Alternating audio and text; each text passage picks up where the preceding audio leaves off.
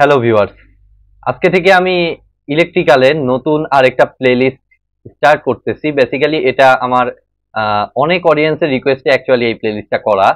তো তারা আমাকে কোশ্চেন করেছিল যে আসলে আমাদের একটু ইলেকট্রিক্যাল ভাইবা, গভর্নমেন্ট পরীক্ষায় আমাদের যে ইলেকট্রিক্যাল ভাইবা গুলো হয় সেগুলো নিয়ে আমার একটা প্লেলিস্ট করা দরকার। তো সবার রিকোয়েস্টে অ্যাকচুয়ালি আমি এই প্লেলিস্টটা তৈরি করলাম, প্ল্যানিং করলাম যে 100, এবং এটার নাম দিলাম 100 ডেজ অফ ইলেকট্রিক্যাল ভাইবা। তো এখানে বেসিক্যালি আমি প্রায় 100টার মতো কোশ্চেন, অ্যাকচুয়ালি ভাইভাতে ফ্রিকোয়েন্টলি যে কোশ্চেন গুলো আস্ক হয় সেই টাইপের কোশ্চেন গুলো অ্যাকচুয়ালি আপনাদের এক্সপ্লেইন করার চেষ্টা করব। তো অবশ্যই ভিডিওটা সম্পূর্ণ দেখবেন, যে প্রতিটা ভিডিওতে আমি অ্যাকচুয়ালি একটা করে কোশ্চেন সলভ করব। তো এটার পিছে আসলে খুঁটিনাটি, প্রত্যেকটা কোশ্চেনের জন্য খুঁটিনাটি যা কিছু আছে প্রত্যেকটা জিনিসই আলোচনা করব। তো একটু কেয়ারফুলি আপনারা ভিডিওগুলো দেখবেন। আর আরেকটা কথা আমি বলি যে সাধারণত ভাইবা বোর্ডে আমাদের যে কোশ্চেন গুলো করা হয়, আমাদের দেখা যায় যে অনেকগুলো কোশ্চেনই কিন্তু পারা যায় না, ডিরেক্ট অ্যান্সার করাটা কঠিন হয়ে যায়। তার কিছু কারণও আছে, কারণ কিছু কোশ্চেন তারা করে থাকে সাধারণত যে কমন পড়বে না, সেভাবে কমন পড়বে না।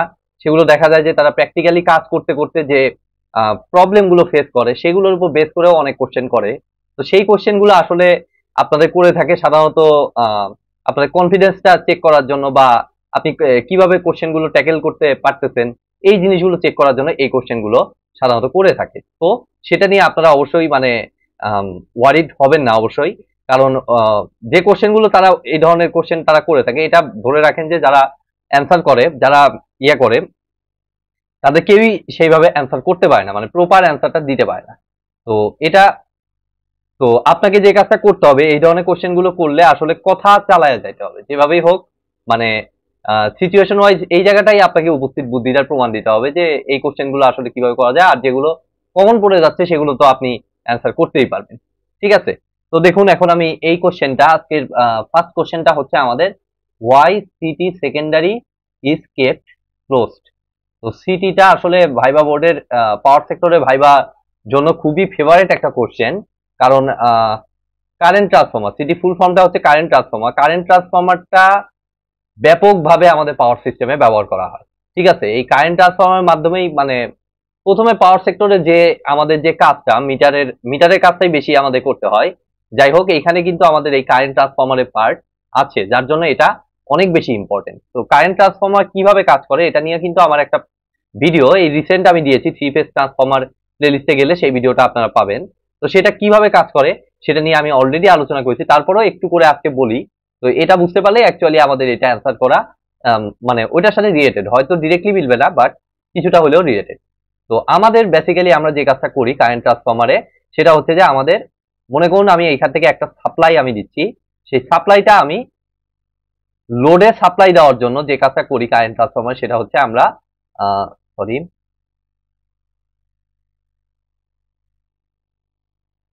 লোডে সাপ্লাই দেওয়ার জন্য এটাকে যে কাজটা করি, আগে আমরা আমাদের প্রাইমারি সাইডটা কারেন্ট ট্রান্সফর্মার প্রাইমারি সাইড দিয়ে আমি লোডকে পাস করাই।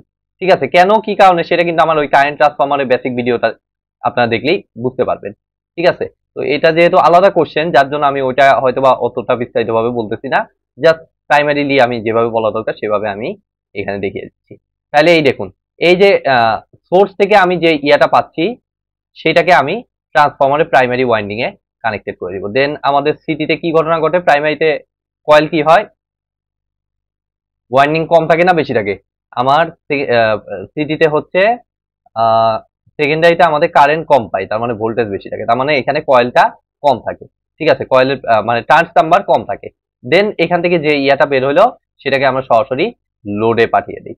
ঠিক আছে, এই যে লোড, এটা হচ্ছে লোড বেসিক্যালি, এটা হচ্ছে লোড। দেন এই লোডের এই মাথাটা হচ্ছে আমাদের নিউট্রাল। এটা সিঙ্গেল ফেজ আমি চিন্তা করলাম। তো সিডিটা সাধারণত লাগানো থাকে আমাদের 3 ফেজ সিস্টেমে। তো যাই হোক, আমি সিঙ্গেল ফেজ যে জিনিসটাকে এক্সপ্লেইন করতেছি। তাহলে এই ফেজ আর নিউট্রাল এটা আমি পাইলাম, এটা হচ্ছে লোড, এটা হচ্ছে লোড। সোর্স থেকে আমি লোডে যে ইয়াটা পাইলাম সেটা হচ্ছে এই সাইডটা। ঠিক আছে, আর সেকেন্ডারি সাইডে আমরা কি কাজ করি, সেকেন্ডারি সাইডে আমাদের প্যাচ থাকে বেশি, কারণ সেকেন্ডারি সাইডে কারেন্টটাকে কমাইতে হয়, কমায় মিটারে পাঠাইতে হয়। তো কারেন্ট কমানো মানে আমাদের ভোল্টেজ বেশি হবে, আর মানে ব্যালেন্স করার জন্য আমাদের ভোল্টেজটাকে বেশি করতে হবে, আর ভোল্টেজটাকে বেশি করানো মানে কারেন্ট কমে যাওয়া, আর ভোল্টেজটাকে বেশি করানো মানে টার্নস নাম্বারও বেশি বেড়ে যাওয়া। দেন আমি এই যে দুইটা টার্মিনাল পাইলাম, এটাকে সিম্পলি আমরা মিটারে পাঠিয়ে দিয়ে আমরা কারেন্টটাকে ক্যালকুলেশন করি টার্নস রেশিওর মাধ্যমে। ঠিক আছে, এটা হচ্ছে সিটির বেসিক স্ট্রাকচারটা, তো সিটি বা কারেন্ট ট্রান্সফরমারে।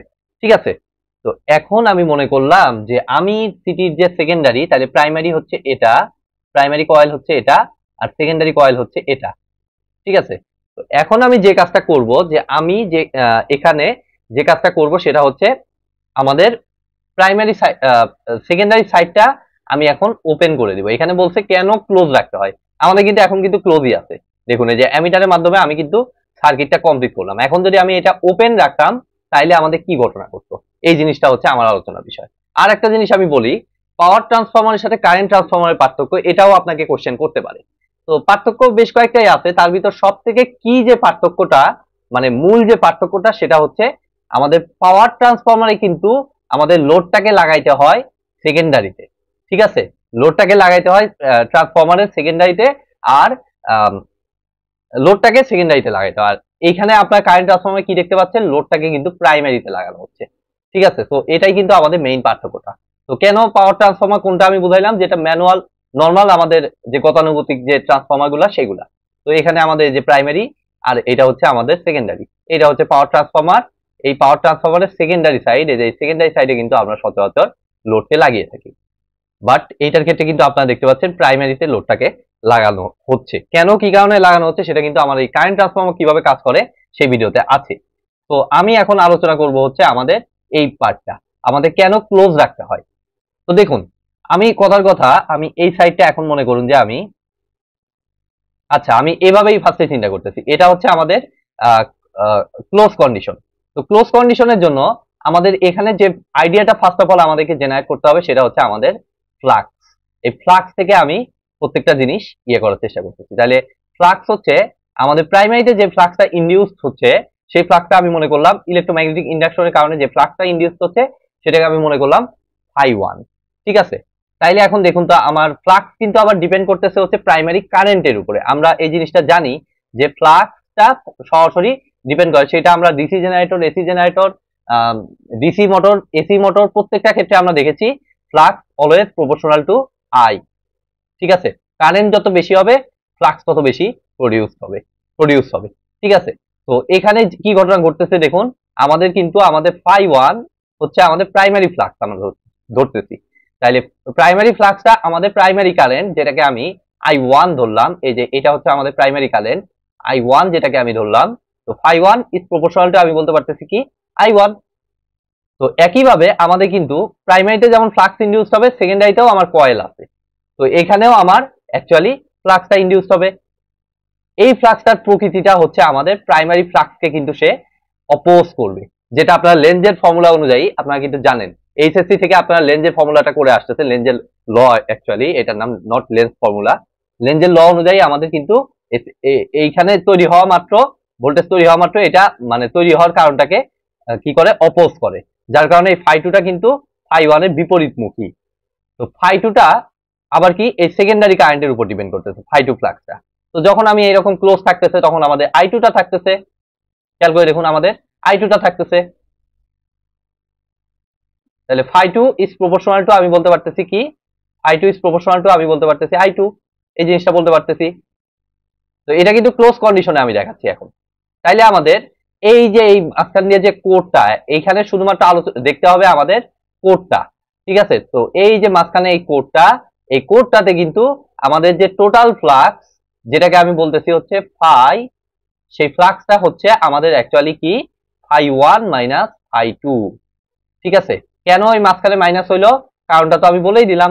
কারণ হচ্ছে আমার সেকেন্ডারি ফ্লাক্সটা কিন্তু প্রাইমারি ফ্লাক্সকে অপোজ করবে অ্যাজ পার রেফারেন্স লেনজের সূত্র। ঠিক আছে, তো φ1 মাইনাস φ2।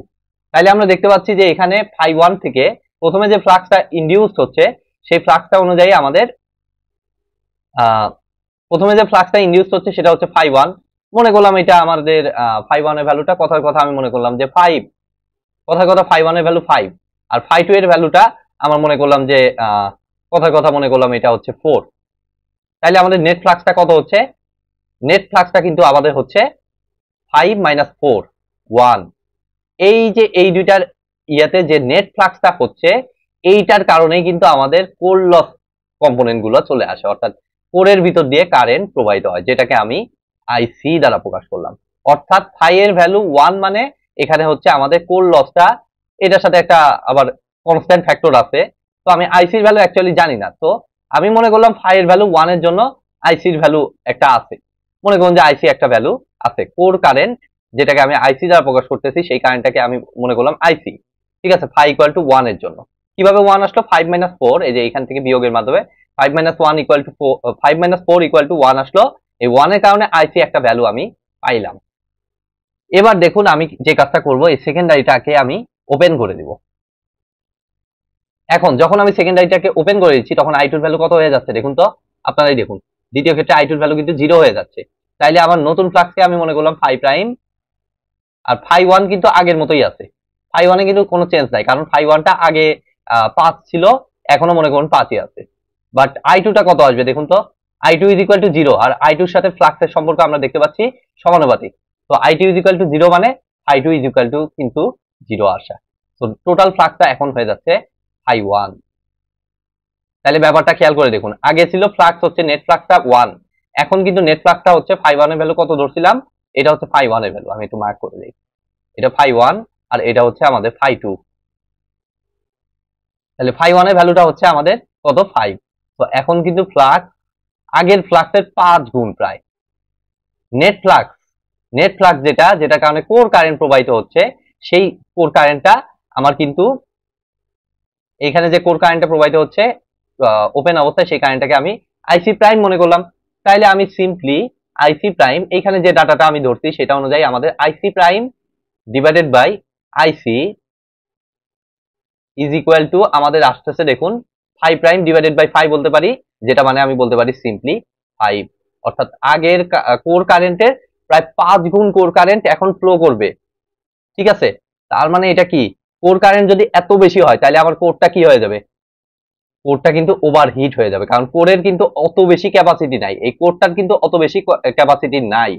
ঠিক আছে, তো কোরটা যদি আমার এরকম ওভারহিট হয়ে যায় ওপেন সার্কিটের কারণে, আমার যদি ওভারহিট হয়ে যায়, তাহলে কিন্তু এখানে ভয়ানক লেভেলের একটা দুর্ঘটনা ঘটবে। কারণ আমি কথার কথা এই ভ্যালুটাকে ধরে নিচ্ছি 5, কিন্তু বড় বড় পাওয়ার সিস্টেমে যেখানে সিটি লাগানো থাকে 11 কেভি লাইনে, এই ভ্যালুটা কিন্তু অনেক বেশি, অনেক হিউজ পরিমাণ।